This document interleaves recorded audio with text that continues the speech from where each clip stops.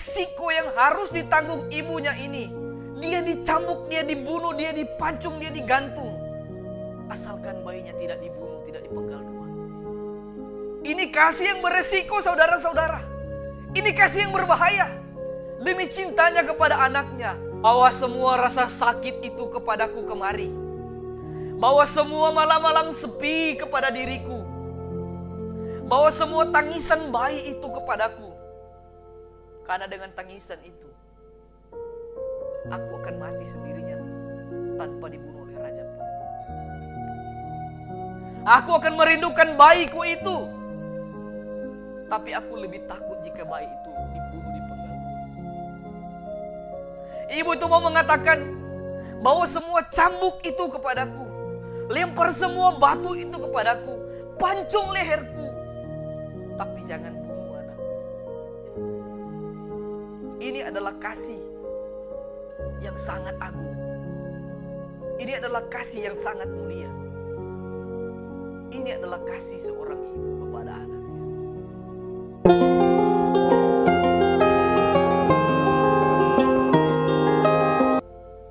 Shalom, kembali lagi bersama dengan saya Valdo Woruntu, Sarjana Teologi. Pada kesempatan yang baik ini, saya kembali lagi ingin berbagi bersama dengan Bapak Ibu, Saudara-saudari sekalian, bagian firman Tuhan yang terdapat dalam Lukas 18 ayat 31 sampai ayat yang ke-34. Sebelum kita sama-sama belajar firman Tuhan ini, sekali lagi saya mohon dukungan dari Bapak Ibu, Saudara-saudari sekalian untuk mengembangkan channel saya ini agar setiap harinya saya bisa mengupload video dan banyak orang percaya, orang Kristen boleh mendengarkan firman Tuhan sehingga banyak hati dihiburkan, banyak kebenaran dinyatakan, serta berita Injil terus dikabarkan bagi orang-orang percaya, apa terlebih orang-orang yang tidak percaya. Sekali lagi saya mohon dukungan lewat Bapak Ibu dan saudara-saudari sekalian, di subscribe, di like, di komen, dan jika berkenan dibagikan kepada kerabat-kerabat kita sekalian. Sebelum kita membaca bagian firman Tuhan ini dan merenungkannya, kita memohon pertolongan dari Tuhan, kita berdoa. Bapa yang penuh kasih, yang telah menyatakan dirinya lewat Tuhan kami Yesus Kristus di tengah-tengah dunia ini, tetapi yang masih tetap menjadi penolong, pelindung, dan penghibur bagi kami orang-orang percaya lewat Roh Kudus. Di saat ini kami hendak belajar bagian firman Tuhan yang terdapat dalam Lukas 18 ayat 31 sampai ayatnya yang ke-34. Tuhan, kembali lagi kami memohon hikmat yang benar daripadamu boleh diberikan pada diri kami, boleh menjadi kebenaran di setiap pengajaran yang hendak kami pelajari, sehingga hati kami, pikiran kami dipenuhi dengan kebijaksanaan Tuhan, dan lewat kebijaksanaan itu kami mendapatkan damai sejahtera yang benar daripadamu. Biarlah oleh Roh Kudus kami dituntun di dalam pembacaan dan perenungan firman ini. Kami memohon kepada Bapa di sorga, lewat Anak Tunggal Allah Yesus Kristus, dan lewat persekutuan dengan Roh Kudus. Amin. Lukas 18 ayat 31 sampai ayatnya yang ke-34. Pemberitahuan ketiga tentang penderitaan Yesus.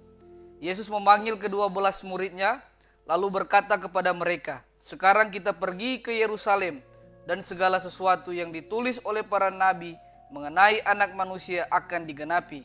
Sebab ia akan diserahkan kepada bangsa-bangsa yang tidak mengenal Allah, diolok-olok, dihina, dan diludahi, dan mereka menyesah dan membunuh dia, dan pada hari ketiga ia akan bangkit. Akan tetapi mereka sama sekali tidak mengerti semuanya itu. Arti perkataan itu tersembunyi bagi mereka, dan mereka tidak tahu apa yang dimaksudkan." Itu adalah bagian firman Tuhan yang akan menjadi perenungan kita di saat ini. Kiranya Tuhan memberkati kita semua di dalam kita membaca dan merenungkan firman ini bersama-sama. Kita masuk pada pembahasan firman Tuhan kita di saat ini. Tema renungan kita di saat ini, penderitaan Yesus adalah bukti kasih Allah bagi manusia. Injil Lukas ditulis pada akhir abad pertama sekitar tahun 80 sampai tahun 90 Masehi, pada masa pemerintahan Kaisar Domitianus sebagai Kaisar Romawi pada saat itu. Dalam masa pemerintahan Kaisar Domitianus, orang-orang Kristen berada pada posisi yang sangat sulit, sangat terhimpit dalam penindasan penguasa. Kenapa mereka terhimpit? Karena pada saat itu Kaisar Domitianus mewajibkan semua orang yang berada di bawah kekuasaan dia untuk menyembah dia sebagai Tuhan dan Allah. Dan oleh karena itu dia memberikan gelar pada dirinya sendiri untuk disembah. Dia memberikan nama pada dirinya sendiri, Dominus et Deus, yang berarti Tuhan dan Allah. Dan tidak hanya Kaisar Domitianus menyuruh semua orang, tidak terkecuali orang Kristen, untuk menyembah dia. Ada ganjarannya ketika mereka tidak menyembah Kaisar. Mereka harus dibunuh dan disiksa oleh kerajaan Roma.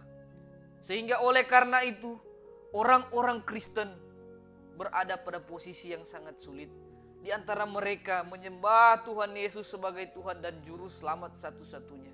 Dan mereka tidak mau menduakan Tuhan Yesus. Tapi sebaliknya, ada kekaisaran yang sangat-sangat kuat yang mengharuskan mereka untuk menyembah Kaisar sebagai Tuhan. Dalam situasi yang sangat dilematis, dalam kebimbangan, Lukas menulis Injil ini untuk menjadi suatu kabar baik bagi orang-orang Kristen yang ada dalam kesulitan, untuk menghibur orang-orang Kristen yang khususnya yang sementara tertindas, yang sementara terancam pada saat kekaisaran Kaisar Domitianus. Lukas menggambarkan bahwa ada harapan, ada keselamatan yang datang dari seorang sahabat. Bahkan Lukas mau menggambarkan Tuhan Yesus sebagai sahabat bagi orang-orang Kristen yang sementara tertindas. Dari latar belakang penderitaan orang Kristen pada saat itu, kita akan masuk pada arti sebenarnya dari penderitaan. Kita sudah belajar penderitaan orang Kristen di zaman Kaisar Domitianus pada masa penulisan Injil Lukas ini. Sekarang kita akan melihat arti secara utuh tentang penderitaan. Bicara tentang penderitaan adalah hal yang sangat sulit dan tidak enak di dalam telinga, bahkan di pikiran, apalagi dirasakan oleh setiap manusia. Siapa manusia yang setelah lahir dibesarkan, kemudian dia bercita-cita untuk menderita? Tidak ada manusia yang telah dilahirkan, dibesarkan, disekolahkan, dikuliahkan dan tujuannya untuk menderita. Semuanya ingin bahagia, semuanya ingin sukses, tidak terkecuali siapapun. Tetapi hal yang berbeda dirasakan, direncanakan oleh Allah di dalam anak tunggalnya Yesus Kristus. Ketika semua manusia dibesarkan untuk merasakan kebahagiaan, Yesus Kristus justru dibesarkan untuk menderita. Yesus Kristus menerimanya semua itu sebagai suatu ketetapan yang harus dia jalankan tanpa pembangkangan terhadap Allah. 5 kali Yesus Kristus memberitahukan kepada murid-muridnya sendiri bahwa dia harus menderita. Yang pertama, dia bicara tentang penderitaannya sendiri setelah Petrus mengaku bahwa Yesus adalah Mesias. Itu dalam Matius 16 ayat 21. Pemberitahuan kedua tentang penderitaan Yesus saat Yesus di Galilea. Itu dalam Matius 17 ayat 22 sampai 23. Pemberitahuan ketiga tentang penderitaan Yesus dalam perjalanan menuju Yerusalem dalam Matius 20 ayat 17. Pemberitahuan yang keempat tentang penderitaan Yesus 2 hari menjelang penjalibannya dia dalam Matius 26 ayat 1 dan 2. Dan yang terakhir, pemberitahuan yang kelima, yaitu ketika Yesus berada di Taman Getsemani pada Matius 26 pada ayat yang ke-45. Artiannya apa? 5 kali Yesus bicara bahwa dia memang harus datang menerima. Isi perkataan Yesus, anak manusia akan diserahkan ke dalam tangan manusia dan mereka akan membunuh dia, dan pada hari ketiga ia dibangkitkan.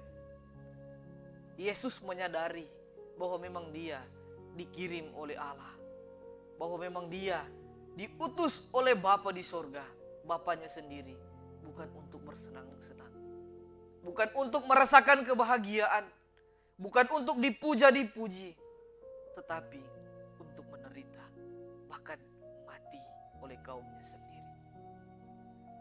Hal itu menunjukkan bahwa penderitaan sangat erat dengan penginjilan. Penderitaan sangat erat dengan kekristenan.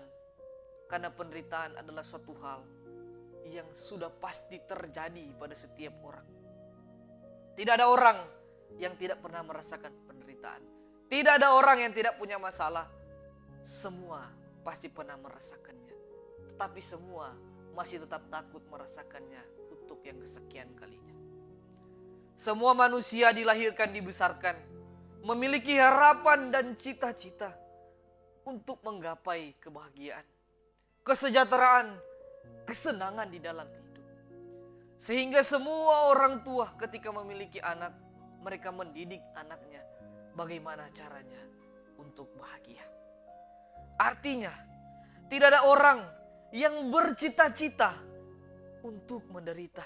Dan tidak ada orang tua yang mengajarkan anak mereka untuk hidup dalam penderitaan.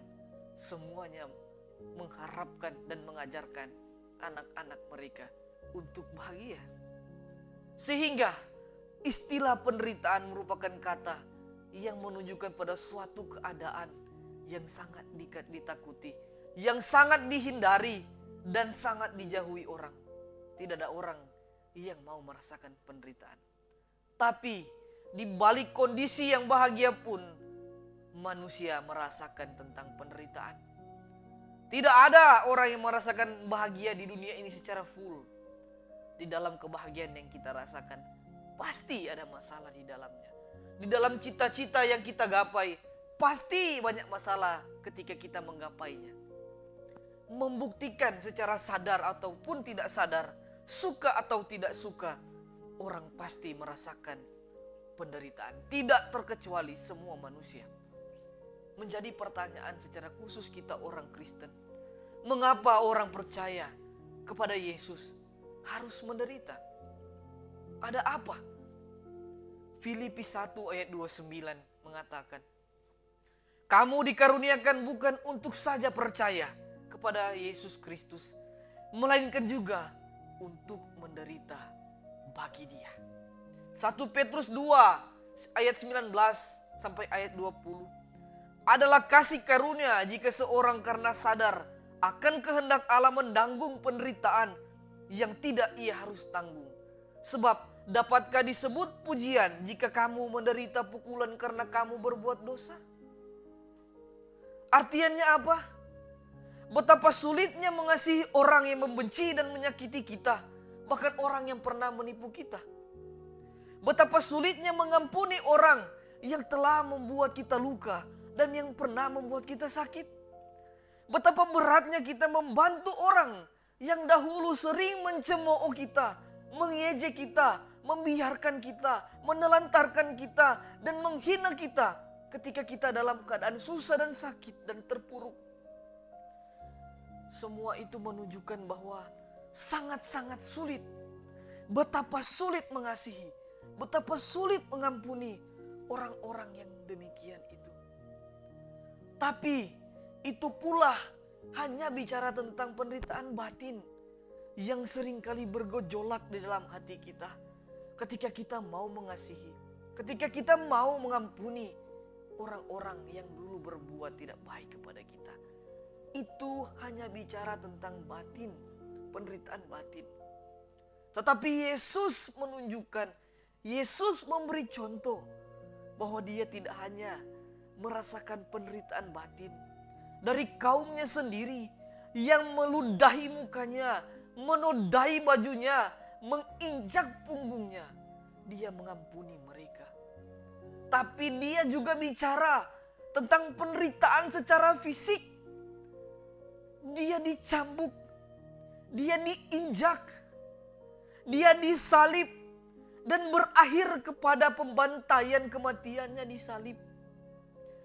Tetapi dia berdoa, "Ya Bapa, ampunilah mereka semua, karena mereka tidak tahu apa yang mereka perbuat."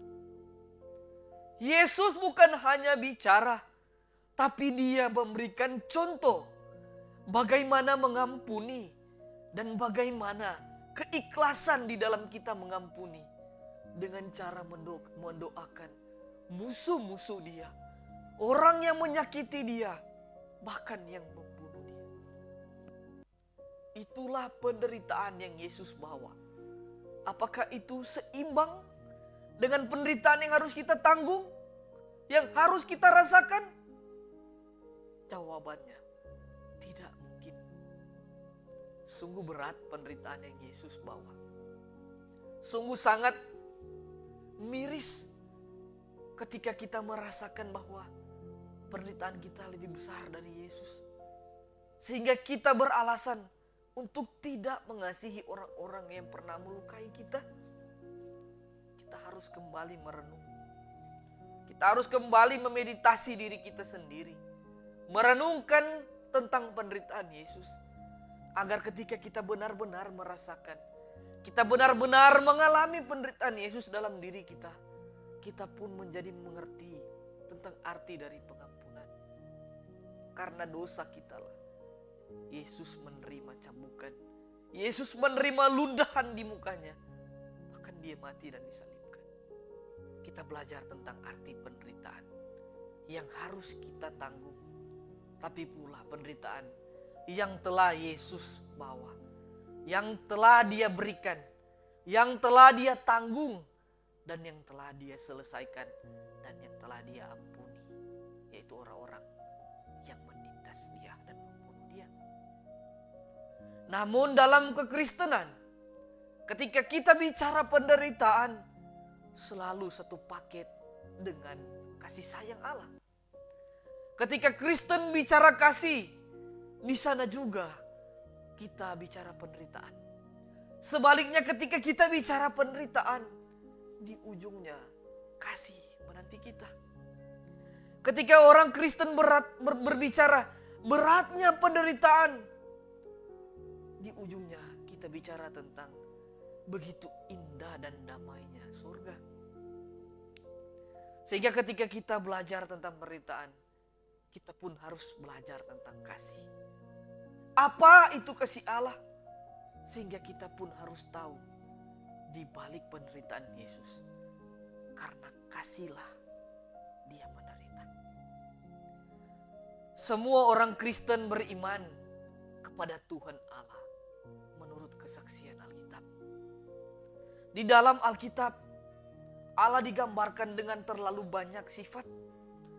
Allah itu kasih, Allah itu penyayang, panjang sabar, murah hati, pengampun, dan sebagai sahabat sejati.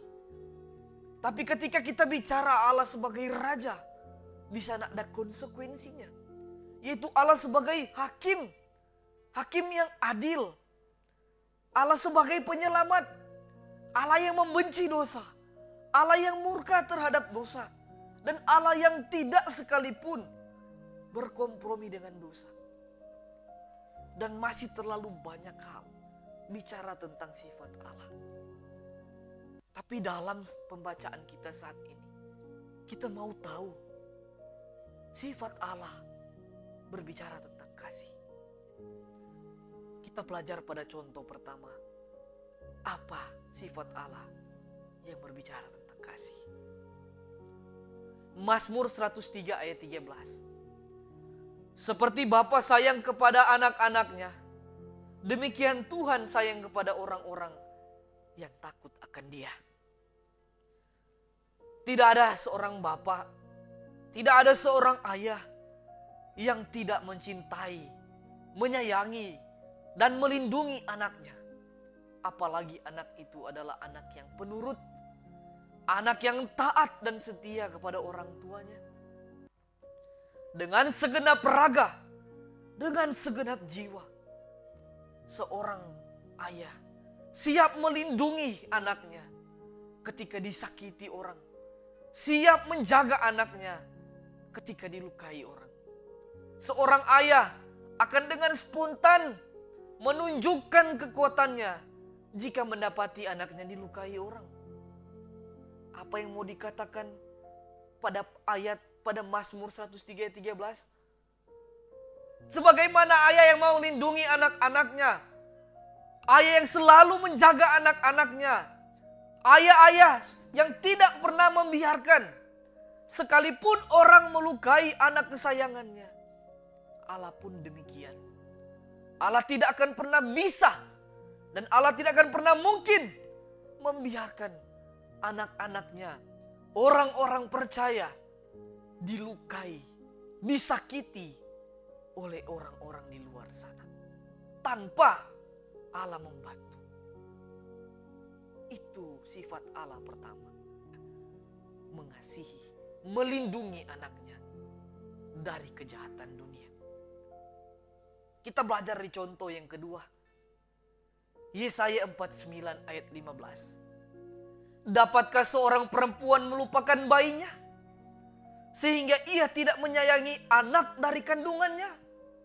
Sekalipun ia melupakannya, aku tidak melupakan engkau. Pertanyaannya, bisakah seorang ibu melupakan bayi yang baru dia lahirkan? Bayi yang masih belum berumur 1 tahun? Bayi yang masih harus digendong? Bayi yang masih harus diberi susu? Bayi yang masih harus dimandikan? Bayi yang masih harus dibedaki? Dioleskan minyak? Dapatkah seorang ibu melupakan bayi yang masih perlu pertolongan seperti ini? Jawabannya tidak. Allah mau mengatakan bahwa sebagaimana kasih ibu yang tidak mungkin melupakan bayinya, demikian pula kasih Allah bagi umat percaya tidak akan pernah melupakan kita dan tidak akan pernah membiarkan kita, karena kita ini seperti bayi-bayi kecil mungil di hadapannya yang selalu butuh belas kasihan dan kasih karunia. Tetapi pada ayat ini dalam Yesaya 49 ayat 15, tidak hanya bicara ketika seorang ibu tidak bisa melupakan bayinya. Allah memberikan jawaban yang lebih dari itu. Sekalipun dia melupakannya, aku tidak melupakan engkau. Artiannya apa? Sekalipun ada ibu yang pikirannya sudah rusak, ibu yang sudah gila, melupakan bayi yang baru dia lahirkan, Allah tidak melupakan kita orang percaya. Artiannya apa? Kasih Allah, cinta Allah lebih besar dan tidak akan pernah melupakan kita dari seperti kasih ibu tadi. Kasih Allah lebih besar dari kasih ibu kepada anak bayinya. Tadi kita sudah baca dalam Mazmur 103 ayat 13. Kasih Allah melindungi sebagai seorang ayah. Seperti seorang ayah melindungi anaknya. Dan pada contoh yang kedua dalam Yesaya 49 ayat 15. Kasih Allah tidak melupakan halnya kasih seorang ibu kepada bayinya yang tidak melupakan.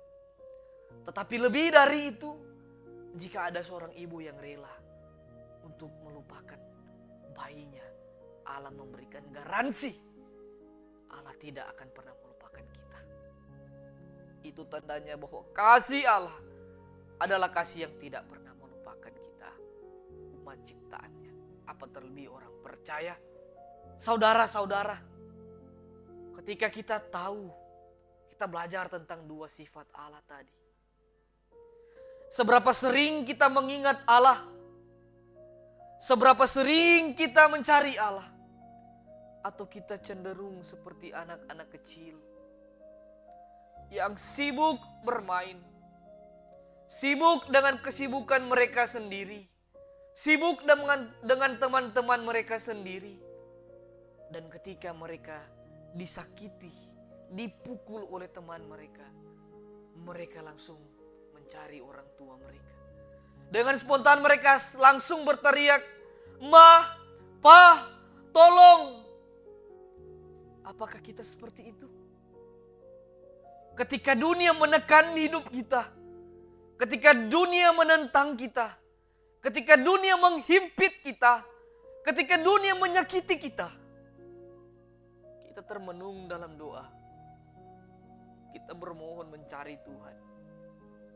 Kita memohon pertolongan Tuhan di saat kita sedang terluka. Tetapi ketika kita kembali lagi bangun esok paginya, kita diperhadapkan dengan realita dunia. Kita kembali beraktivitas, kita kembali bekerja, dan kita kembali melupakan Tuhan. Apakah kita seperti itu? Tetapi jikapun kita seperti itu, janji Allah, kasih Allah pada Yesaya 49 ayat 15 tidak akan pernah melupakan kita, orang percaya. Itu tandanya apa? Kasih Allah adalah kasih yang sangat aman. Kasih Allah adalah kasih yang apa? Yang melindungi. Kasih Allah adalah kasih yang apa? Yang tidak melupakan. Sungguh mulia dan agung, sungguh sangat damai dan aman ketika seorang memiliki Tuhan dan Allah yang memiliki kasih yang seperti ini. Tapi apakah hanya ini sifat kasih yang mau dinyatakan dalam Alkitab? Ada contoh yang ketiga, yang memiliki kasih yang sangat beresiko, kasih yang membahayakan diri sendiri. Itu terdapat dalam 1 Raja-Raja 3 ayat 26. Maka kata perempuan yang empunya anak yang hidup itu kepada raja, sebab timbul belas kasihannya terhadap anaknya itu, katanya, "Ya tuanku, berikanlah kepadanya bayi yang hidup itu, jangan sekali-kali membunuh dia." Tetapi yang lain berkata, "Supaya jangan untukku atau untukmu penggalah." Saya rasa Bapak, Ibu, Saudara-saudari pernah mendengar kisah ini. Ini adalah kisah dari seorang ibu yang memiliki anak, dan anak ini dicuri oleh perempuan yang lain. Dan ibu ini melaporkannya kepada Raja Salomo. Dan Raja Salomo memanggil kedua ibu ini beserta bayi. Kemudian Raja Salomo mencari tahu dengan hikmatnya siapa pemilik dari bayi ini. Raja Salomo mengatakan bahwa penggala 2 bayi ini, yang setengahnya untuk ibu yang satu, yang setengahnya untuk ibu yang satu, sehingga adil. Dan ibu yang benar-benar punya anak ini, dia mengatakan bahwa jangan sekali-kali ya tuanku kau membunuh bayi itu. Berikanlah bayi itu kepada perempuan itu. Tapi yang perempuan yang menculik bayinya, perempuan yang mengambil bayi itu mengatakan, biar adil, penggala 2 agar kita seimbang, dapat yang setengah dan setengah. Kenapa dia berani bilang begitu? Dia berani membunuh bayi itu karena itu bukan bayi dia. Sementara ibu yang punya bayi, dia tidak mau anaknya dibunuh. Mungkin ketika kita baca ini, pikiran kita hanya biasa. Tetapi ketika kita mendalami ini, urat saraf kita akan bergoyang. Karena apa? Ingat, berdusta kepada raja, hukumannya mati dan dicambuk. Artinya, ibu ini yang melaporkan bayinya diculik. Tapi setelah Salomo mau menghakimi, ibu ini mengaku bahwa bayi ini bukan miliknya. Artinya apa? Resiko yang harus ditanggung ibunya ini. Dia dicambuk, dia dibunuh, dia dipancung, dia digantung. Asalkan bayinya tidak dibunuh, tidak dipenggal 2. Ini kasih yang beresiko, saudara-saudara. Ini kasih yang berbahaya. Demi cintanya kepada anaknya, dia rela untuk dibunuh. Dia rela dicambuk. Dia rela dipancung. Dia rela digantung. Asalkan bayinya tidak dipenggal 2. Ini kasih yang sangat berbahaya. Ketika ibu ini berkata, "Ya Tuanku, berikanlah kepadanya bayi hidup itu. Jangan sekali-kali engkau membunuh dia." Sebenarnya apa yang mau dikatakan ibu ini kepada raja itu dan kepada perempuan yang menculik bayinya? Bawa semua rasa sakit itu kepadaku kemari. Bawa semua malam-malam sepi kepada diriku. Bawa semua tangisan bayi itu kepadaku. Karena dengan tangisan itu, aku akan mati sendirinya tanpa dibunuh oleh raja pun. Aku akan merindukan bayiku itu. Tapi aku lebih takut jika bayi itu dibunuh di penggal dua. Ibu itu mau mengatakan, bawa semua cambuk itu kepadaku. Lempar semua batu itu kepadaku. Pancung leherku. Tapi jangan bunuh anakku. Ini adalah kasih yang sangat agung. Ini adalah kasih yang sangat mulia. Ini adalah kasih seorang ibu kepada anaknya. Dan kasih ini menggambarkan kasih Tuhan kepada kita.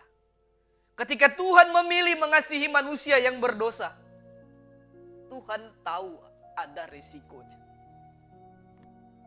Bapak, Ibu, saudara-saudari sekalian, ketika kita memilih untuk memulai jalinan kasih, hubungan, relasi kita dengan pacar, ketika kita membentuk suatu hubungan pacaran, ada konsekuensi.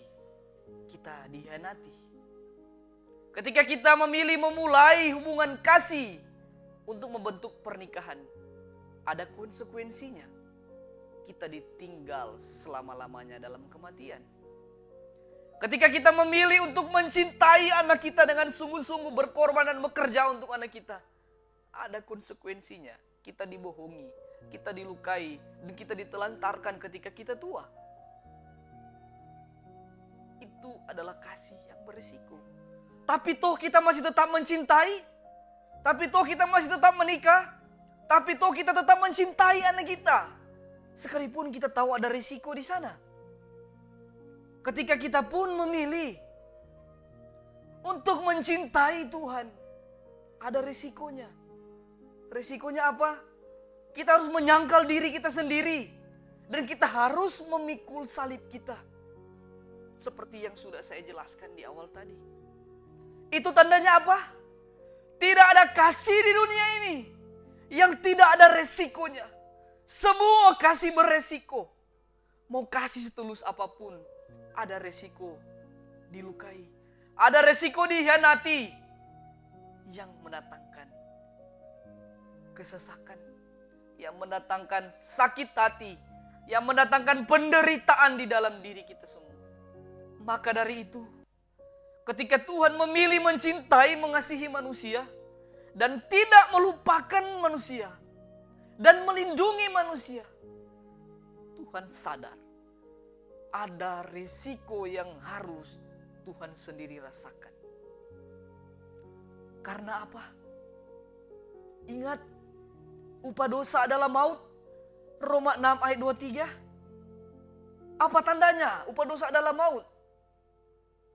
Semua dosa harus menerima maut, harus menerima penderitaan.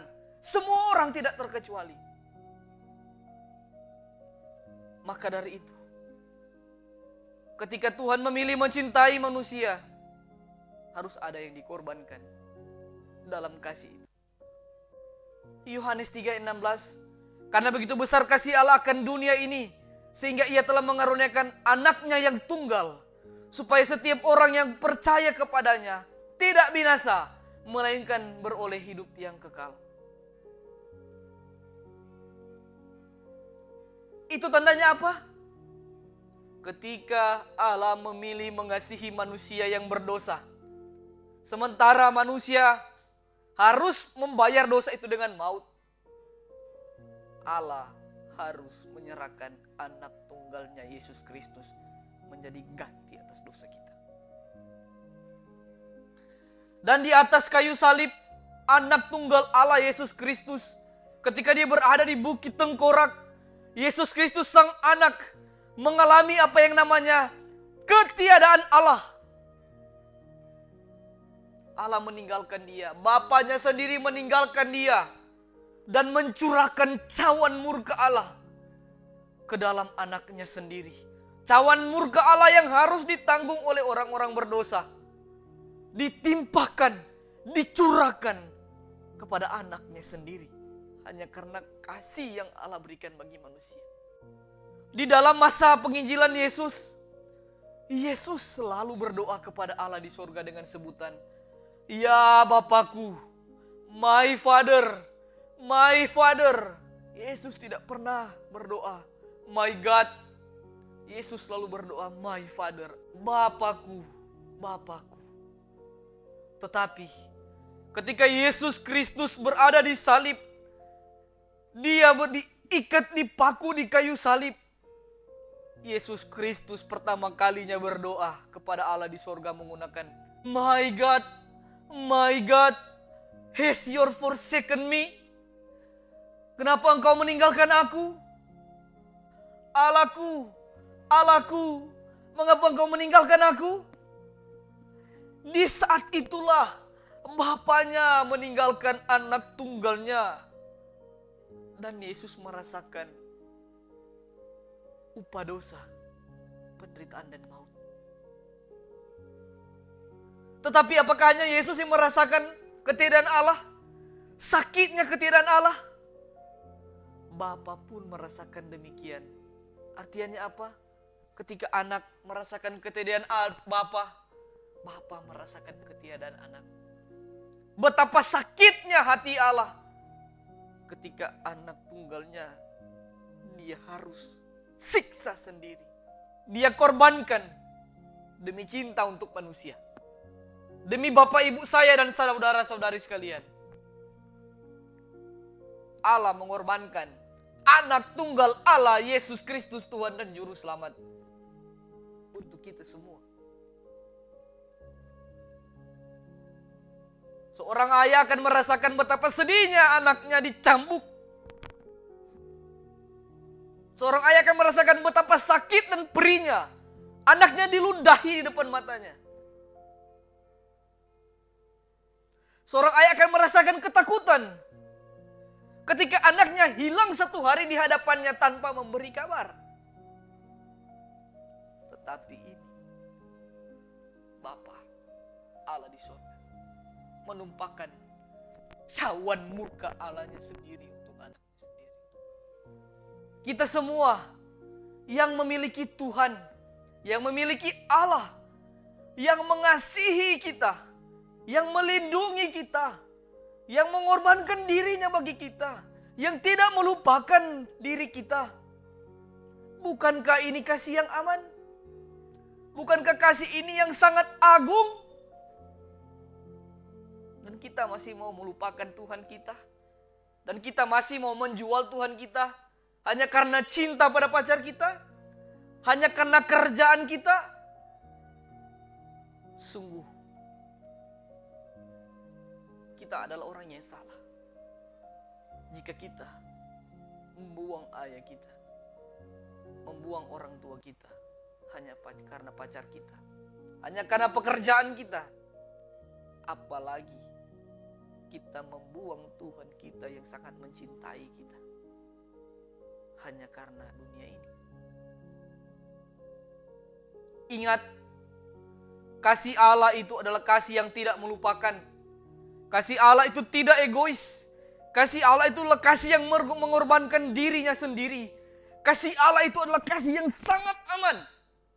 Dan kasih yang sangat mulia dan agung. Kasih Allah itu adalah kasih yang tidak bercacat. Kasih Allah itu adalah kasih yang sempurna. Karena apa? Karena kasih Allah itu melindungi kita sepanjang kita hidup di dunia ini. Ada kasih Allah itu tidak melupakan kita sekalipun kita melupakan Dia. Kasih Allah itulah kasih yang rela berkorban untuk kita sekalipun kita tidak pernah berkorban untuk Allah. Dan kasih Allah itu adalah kasih yang menyelamatkan kita dari dosa-dosa kita semua. renungkan, rasakan, hayati di dalam minggu sengsara ini, dalam kita merayakan Jumat Agung dan Paskah serta kenaikan Yesus Kristus. Berlututlah, menangislah, bersyukurlah kepada Bapa di sorga dan kepada anaknya Tuhan kita Yesus Kristus atas semua pengorbanan yang dibungkus dengan kasih sayang. Bukan dengan air mata, tapi dengan darah dan kematian kita ditebus. Kita sangat mahal Bapak Ibu, saudara-saudari sekalian. Kita adalah orang-orang yang ditebus dengan darah Tuhan Allah sendiri. Jangan anggap kita adalah orang yang murah. Kita anak-anak muda. Jangan lacurkan diri kita hanya dengan uang 500.000, 1 juta dan sebagainya. Darah Anda, tubuh Anda telah dibayar dengan darah yang sangat mahal, darah Allah sendiri. Terus kalian lacurkan diri kalian sendiri. Teguran untuk anak muda, untuk menjaga hubungan kita dengan Tuhan sebagai bentuk tanggung jawab kita di dalam kasih yang Allah berikan. Tapi juga bagi orang tua, merupakan tanggung jawab kita sebagai Allah mencintai dan tidak melupakan anak-anaknya. Kita pun memiliki tanggung jawab untuk menjadi contoh, menjadi teladan, dan menjaga melindungi anak-anak kita. Janganlah kita memberikan contoh yang tidak baik bagi anak-anak kita, sehingga anak-anak kita terpaksa bertumbuh dengan contoh yang tidak baik, sehingga mereka pun besar menjadi tidak baik. Beruntunglah mereka mendapatkan kasih karunia Allah, sehingga mereka tidak seperti orang tua mereka, sehingga buah yang jatuh tidak jauh dari pohonnya Tuhan ambil dan Tuhan lemparkan di pohon yang baik, dan dia bertumbuh di pohon yang baik itu. Menjadi pelajaran bagi kita semua sebagai orang Kristen. Bersyukurlah kepada Allah di sorga karena kasih yang begitu mulia dalam Yesus Kristus. Tuhan Yesus memberkati kita semua di dalam kasih yang begitu aman dan kasih yang begitu indah dan agung yang diberikan bagi kita semua. Shalom.